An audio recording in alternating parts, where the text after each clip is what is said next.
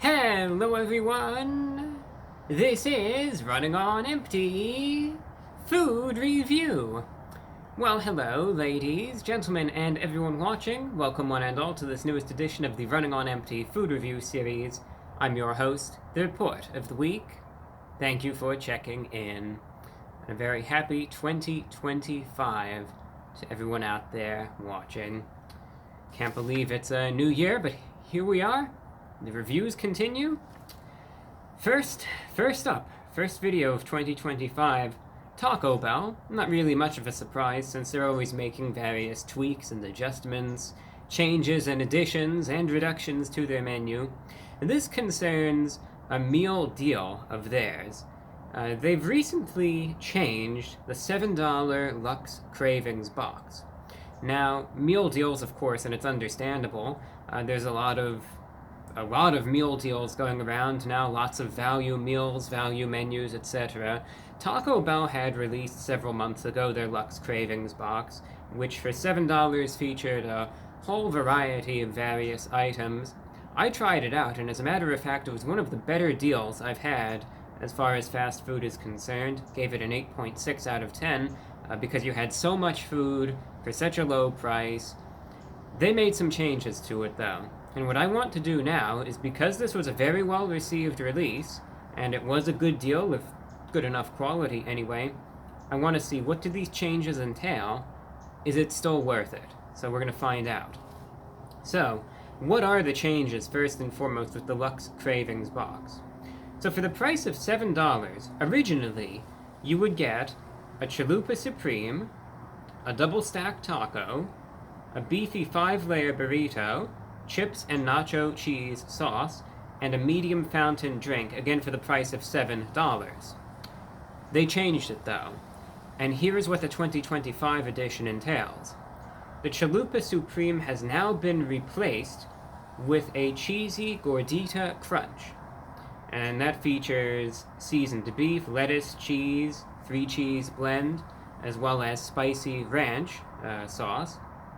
The double-stack taco has been replaced with a Doritos Locos Taco, which of course has that Doritos shell, comes with again some seasoned beef, cheese, and lettuce. The beefy 5-layer burrito remains the same. That is still there, that is unchanged. Beef, sour cream, nacho cheese, beans. And then you still have the chips and nacho cheese sauce, and you can still get that fountain drink. All for the price of $7. The fountain drink I got was Baja Blast, of course, which is what I always go with. Taco Bell maintains that despite the changes to the Luxe Cravings Box, it is a discount of approximately 55% compared to purchasing each item individually. So, again, savings of over 55% despite the changes. Some people were saying that the changes aren't really a big deal. Others were saying that it's their way of cutting corners and being cheap, and that it's making it worse. We're going to find out. I've reviewed pretty much everything in this box already. I just want to see if it's just food that you could actually consume, because I really haven't had a good streak of that as of late. There is the box right there. Because with me, it's just been one release after the next that's been absolutely repulsive. You could get sauce as well. I went with fire sauce just for the heck of it. I'm not sure if I'll need it or not, but the option is there, so I took it. Anyway, there are all the items. I'll get a little thumbnail shot just like this for the heck of it. And again, this is going to be really quick because, like I said, I've done in-depth reviews of everything already. I'm just going to try this in random order. First thing I grabbed was the Doritos Locos Taco.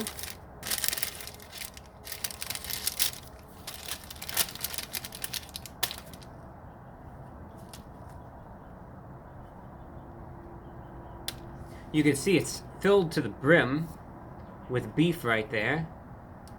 You can see how full it is, how teeming with beef. You know, it is what it is, just try it out. You'll find out soon enough if it's good or not. Massive, massive amount of beef in this one, though. Alright. Fingers crossed. It's going in. Let's sample it.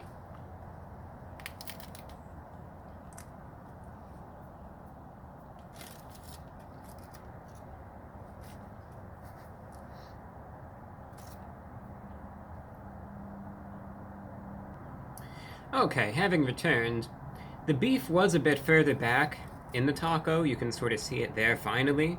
You know, because the looks can be deceiving. Granted, this is by no means whatsoever a taco that is very heavy on the beef.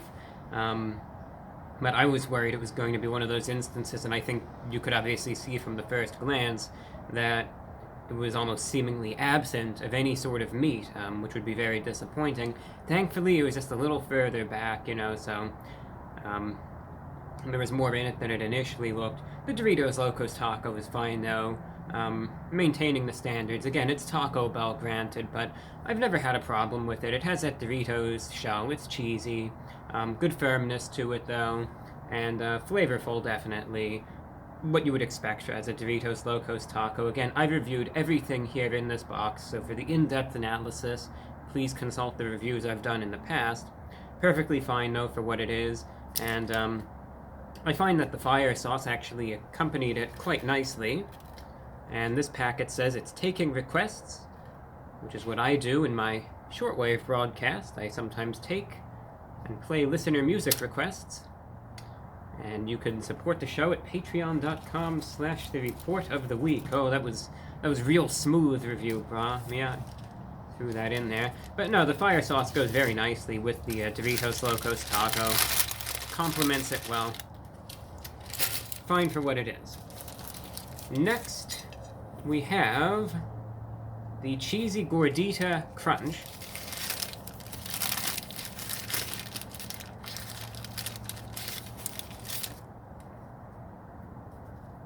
This one looks like it is of considerable size. And it looks like there's more in it. Again, this is the one.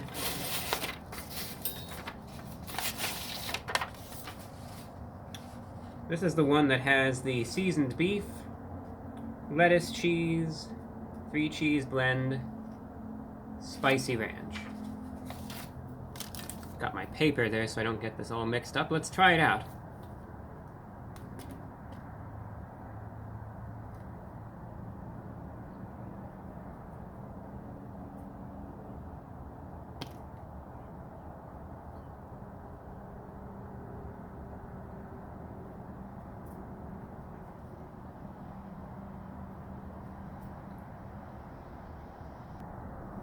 As I think you saw in the cross-section, again, this one is definitely, you know, it has a fluffy, floury shell on the outside, you know, much softer, but then it does have that more crunchy layer inside, so from a textural point of view, there is that nice contrast, and likewise, despite the larger size of the shell, you can see that there actually is a fair amount of beef and other toppings inside of it. And the beef, you know, quality-wise, isn't that bad. Again, it's pretty standard. Cheesy, definitely. So for those that like things, you know, cheesier, this is definitely going to be up your alley, I would wager.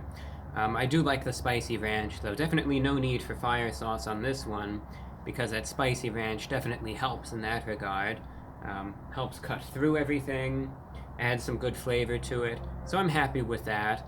The, again, the Cheesy Gordita Crunch, good flavor, good textural notes. So that's the first, or the second, main replacement there, both of which I think are fine for what they are. I think both of the replacements, because this is the main focus of the review, were these two replacements okay? And I believe that they both are. One could certainly, again, argue that these replacements were made to the box in the name of cost-cutting. Who's to say? You know, I'm certainly not there in the corporate headquarters, so I don't see what goes on in the boardrooms or anything like that. But even if that were the case, I think that both were still done as fine substitutions. I think that, again, they're both of good quality. They both taste fine for what they are, so no issues there. And then the 5-layer burrito. This is pretty much the same, so I think this is going to be quick. Cut it in half. So we'll be able to get a good cross-section of it.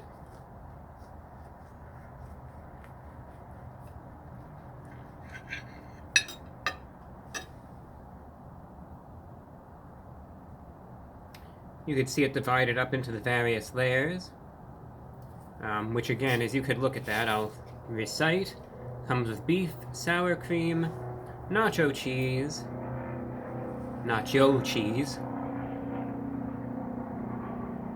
beans, and 5-layer burrito. Tried it before, we'll try it again going in.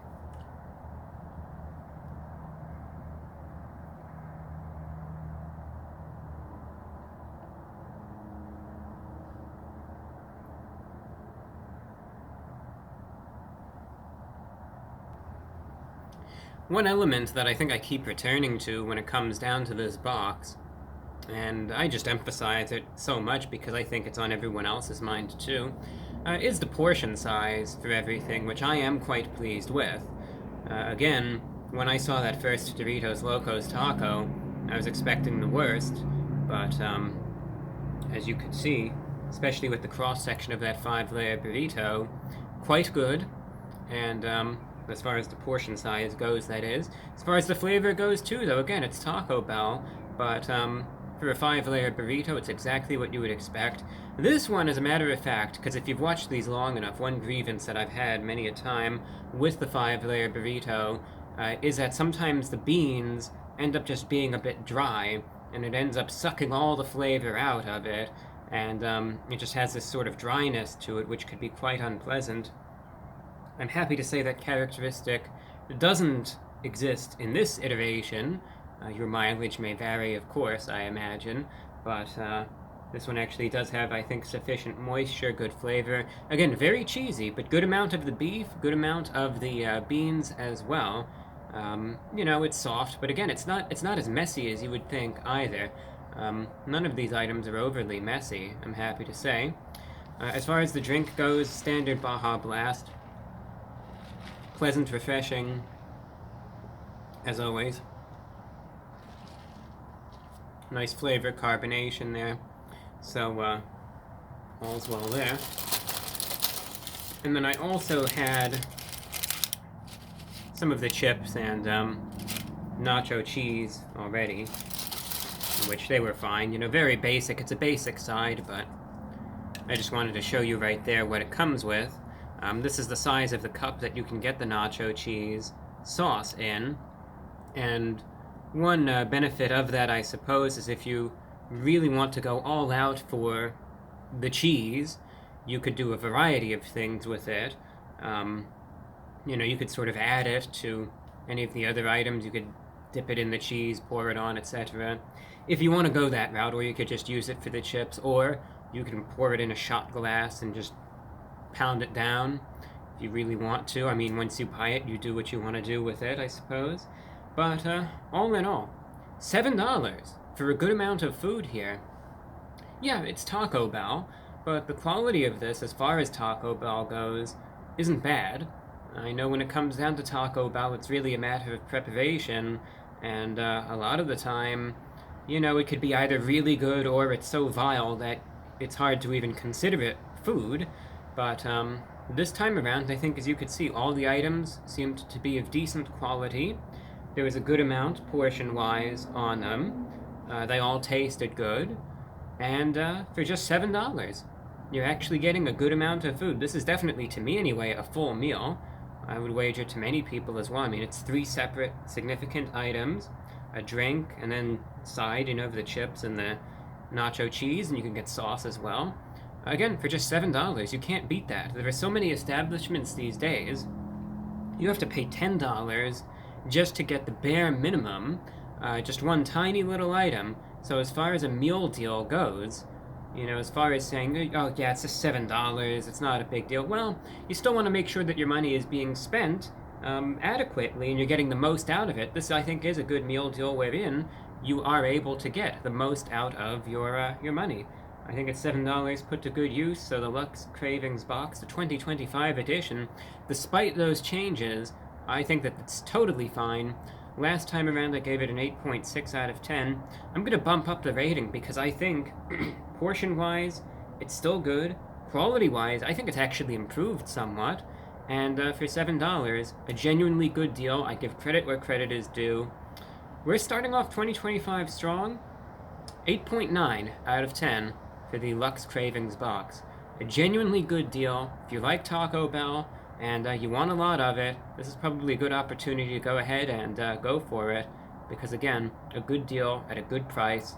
You can't go wrong there. And that's all that I have for you.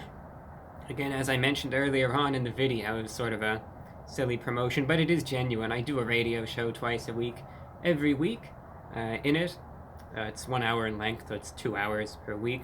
I'll talk about whatever's on my mind, sometimes the news of the day, sometimes current events, sometimes random things, and I'll balance it out with some listener music requests. Have a lot of fun doing the show. Very well received all around the world. Goes out on the shortwave, on AM, goes out online as well.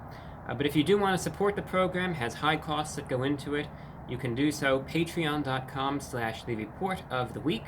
Link to that in the pinned comment or in the description down below. If you do support the show, you can listen to episodes on demand, thousands of hours of additional content, just my little way of giving back. And that's all that I have for you. Thanks for watching. Until next time, I'm your host, The Report of the Week.